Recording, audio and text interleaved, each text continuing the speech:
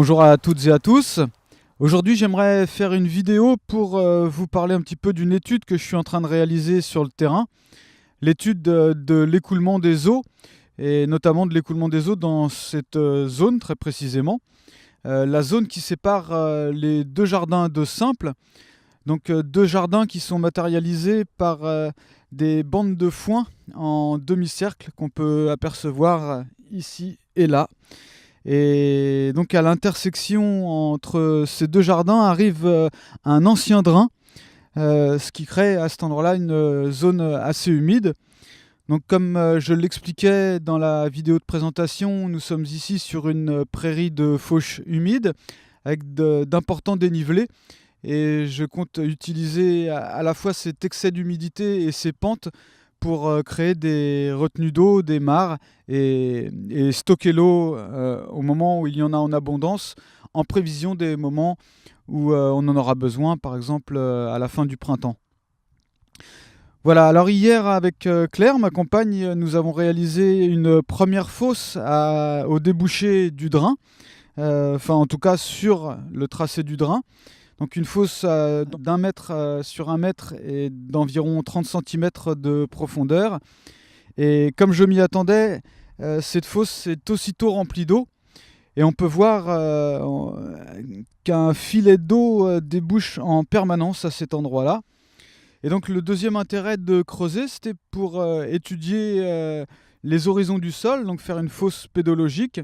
Ce que nous avons donc fait 1 mètre plus loin, de manière à avoir une fosse à sec. Voilà. Donc nous avons creusé pareil, 1 mètre sur 1 mètre, à peu près 30 cm de profondeur. Et aujourd'hui, quand je suis revenu, cette fosse était remplie d'eau. Je l'ai vidée et je peux m'apercevoir qu'elle se remplit, mais très doucement, comparée à celle-ci qui se remplit quasiment instantanément.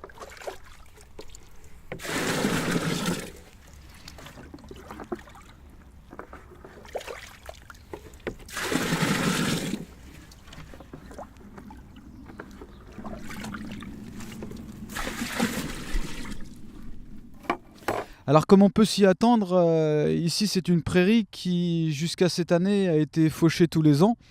Donc très peu de matière organique a été restituée, ce qui fait que le sol est assez pauvre en matière organique. Il est quand même, comme on peut le voir, un peu plus foncé dans les 20-25 premiers centimètres en raison de l'enracinement des herbes. Donc les racines des herbes restituent de la matière organique dans ces 20 premiers centimètres, on va dire. Et tout de suite après, le sol devient beaucoup plus clair. Et arrivé à environ 25-30 cm, il s'éclaircit encore avec à cet endroit-là une importante couche de cailloux et de gravier. Et donc cette couche présente aussi des taches de rouille. Donc, ce qui indique qu'à cet endroit-là, l'eau stagne en raison des argiles et que le fer contenu dans ces argiles tend à rouiller.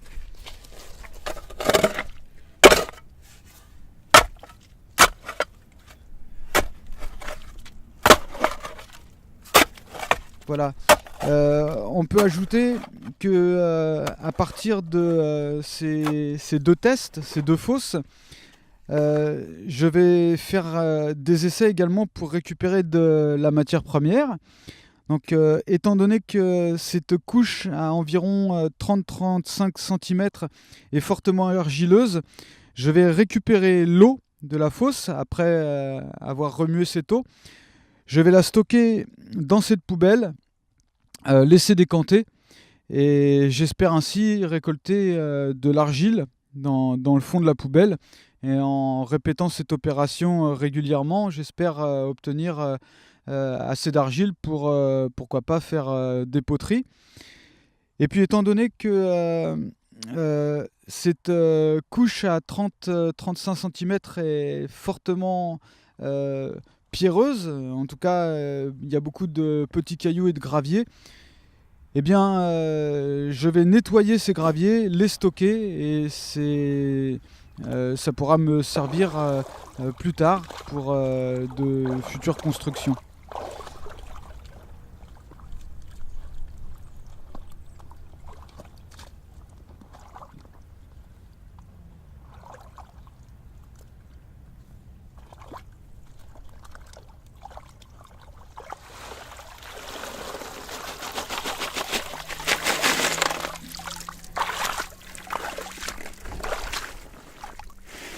Voilà, ce test me confirme qu'à cet endroit-là, il est judicieux de créer une mare.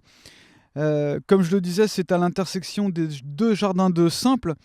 Donc cette mare sera protégée au sud par une double haie, ce qui la protégera de l'évaporation et des rayons du soleil.